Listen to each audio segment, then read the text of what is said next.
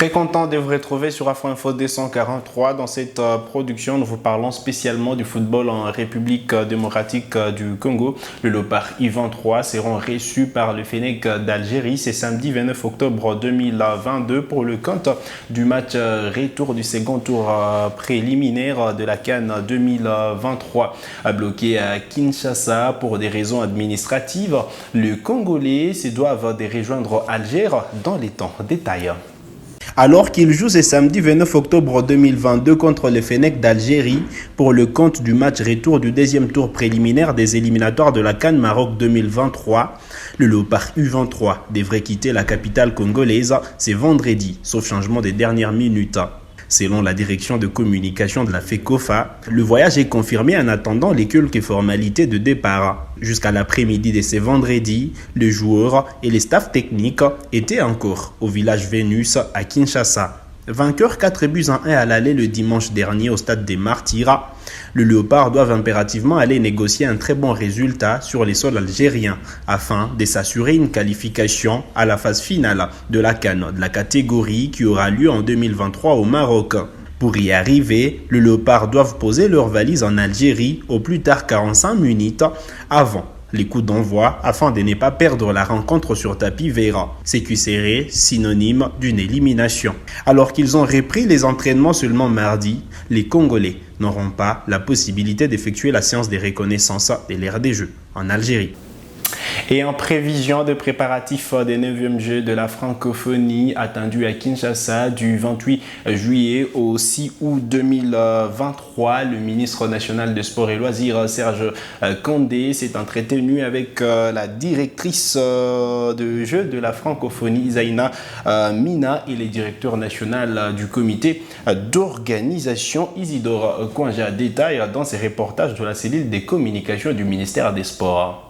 Les préparatifs des 9e Jeux de la francophonie attendus fin juillet, début août à Kinshasa ont fait l'objet des échanges entre les ministres Serge Kondé, le directeur national des Jeux Isidore Kwanja, Zaina Mina, directrice des Jeux, et les experts d'une entreprise française. Au menu, faire les points sur les infrastructures. En tant que ministère de tutelle, il était important pour nous de venir lui faire les points des préparatifs. C'est ainsi que nous avons été accompagnés de la directrice du comité international des Jeux de la francophonie. On a passé en revue toutes les questions qui ont trait aux infrastructures et à l'organisation. Les complexes Omnisport Stade des Martyrs étant l'infrastructure principale de ces Jeux, il y a de quoi s'y rassurer de l'avancée des travaux, a confié Isidore Kwanja. Et il nous a donné une très bonne information en disant que les travaux au Stade des Martyrs ont repris et que d'ici fin novembre, tout l'espace sera réhabilité. Et il y a également les travaux qui doivent pour la piste d'athlétisme qui vont commencer également. En tant que pays hôte, la RDC vise une meilleure performance de ses athlètes lors de ces Jeux. Pour y arriver, une préparation de grande envergure s'impose.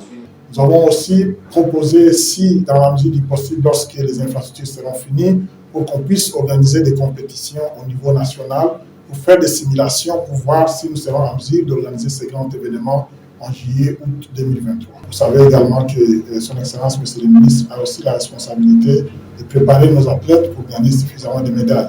Le 9e Jeu de la francophonie, c'est un événement unique international alliant art et sport, avec au programme 11 concours culturels et 9 compétitions sportives. Et la République démocratique du Congo envisage une coopération dans le domaine des sports avec les Cuba. C'est ce qu'on peut retenir d'un tête-à-tête entre le ministre national des Sports et Loisirs Serge Kondé et l'ambassadeur extraordinaire en RDC de Cuba. On a même parlé des potentialités qu'il y a des coopérations entre les deux pays dans le domaine des sports et des loisirs. Et on a accordé de continuer les contacts pour développer les relations dans ce domaine entre Cuba et la RDC.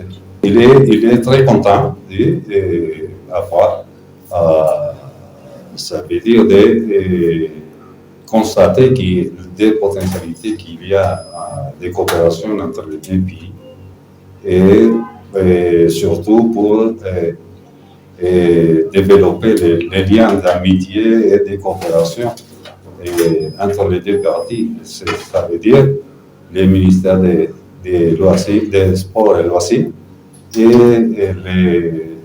l'Institut des Sports et Éducation Physique qu'on a à Cuba. Et pour clôturer cette production sur Afro Info 243, c'est une bonne nouvelle pour le moscovite de la capitale. Le milieu de terrain togolais, Marouf Tchake, a repris avec les entraînements absents lors de 2 précédents matchs de club. Les milieux de terrain a donc repris d'abord avec les entraînements individuels. Suivez ici les résumés de sa première séance d'entraînement, c'est jeudi.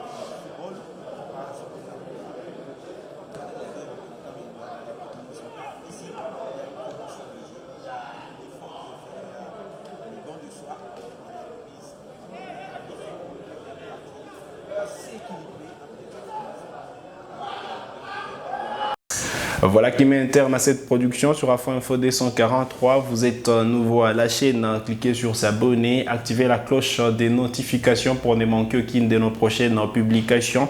Likez cette vidéo si elle vous a plu et merci de nous avoir suivis.